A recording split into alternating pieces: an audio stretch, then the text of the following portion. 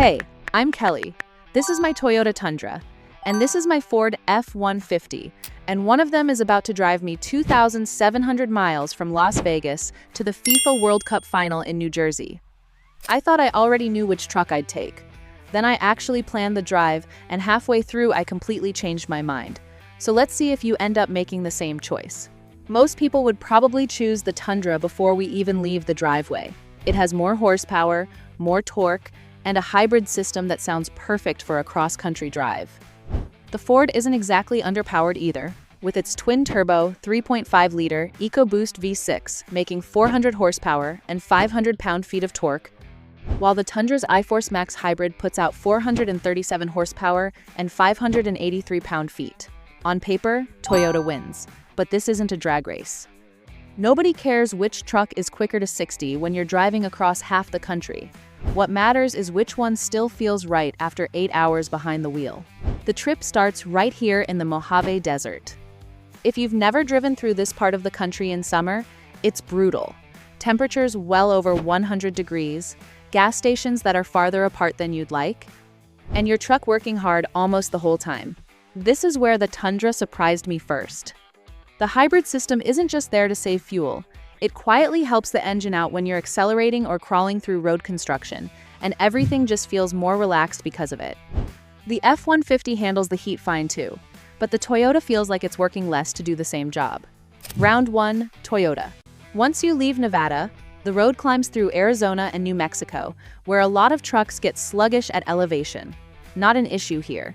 Both are turbocharged and pull confidently through the mountain grades. This stretch is basically a draw.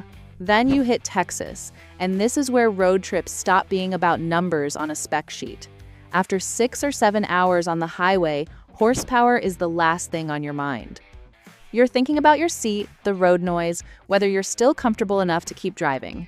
This is where the Ford pulls ahead. Ford's been building highway cruisers for decades, and you can feel it. The suspension smooths out rough pavement without going soft, the cabin stays quiet, and the seats get better the longer you sit in them. The Tundra's still comfortable, it just keeps a firmer, more truck-like feel that never fully goes away. As you get closer to the East Coast, traffic turns into the real challenge. Stop and go, construction zones, drivers who seem determined to test your patience. And this is where the Toyota fights back. Its hybrid system makes low-speed driving smooth in a way you don't really appreciate until you've spent several days on the road. It just glides through traffic instead of lurching along. So after almost 2,700 miles, who actually gets to New Jersey first? Honestly, probably whichever one gets luckier with traffic.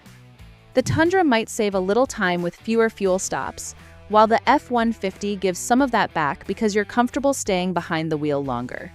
Neither truck has dominated the trip. They've traded punches the entire way. Now we've finally made it. You're pulling into MetLife Stadium, thousands of fans everywhere, and you've just wrapped up one of the longest road trips you can realistically do in America.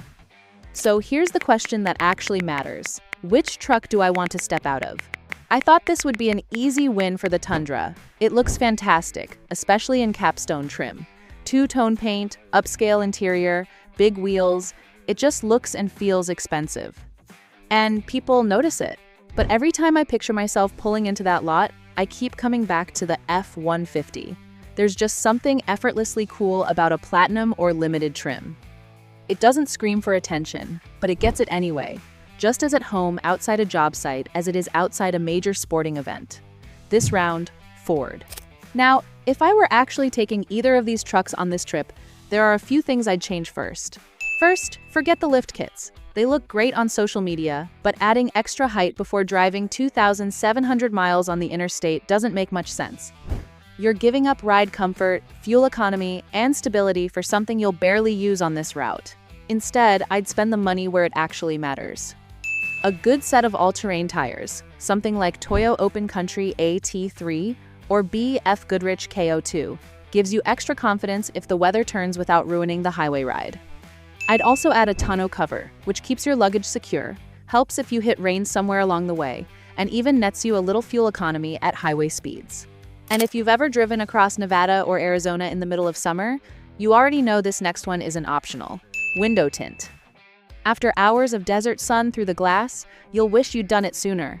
As for performance, I'd keep it simple. On the F-150, a mild EcoBoost tune sharpens the throttle without sacrificing reliability. On the Tundra, I'd skip chasing more power and spend the money on an exhaust instead. The hybrid V6 performs well, I'd just like it to sound a little better. So after every mile, every fuel stop, every mountain pass, every traffic jam, which truck am I taking? Honestly, my answer is closer than I expected.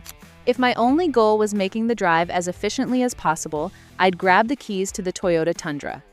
The hybrid system is excellent. It means fewer fuel stops, and it makes crawling through traffic a lot less stressful. Over 2,700 miles, those little things really start to add up. But if you asked which truck I'd rather own after I got back home, I'd choose the Ford F-150. Most of this trip is spent on the highway, and that's where the F-150 shines. Quieter, more forgiving suspension, and by the end of a full day behind the wheel, I honestly think I'd feel less tired climbing out of the Ford than the Toyota. That's something you can't measure on a spec sheet. So here's my final verdict. If the journey is all that matters, I'm taking the Toyota Tundra. If I'm thinking about the whole ownership experience, the drive, the comfort, even pulling into the stadium lot, I'm taking the Ford F-150. Neither truck embarrassed itself. Neither one completely dominated the other. They just have different strengths, and depending on what matters most to you, either one could be the right answer. If this helped you decide between the F-150 and the Tundra, or inspired your own cross-country road trip, hit that like button and subscribe to Drive with Kelly for more honest truck comparisons and real-world buying advice. Now, I want to hear from you. Which truck are you taking to the FIFA World Cup Final and why? And if you're looking for a pickup that'll still be in your driveway 20 years from now, check out the video on the upper left of your screen. 5 pickup trucks people buy once. And drive forever. I'll see you in the next one.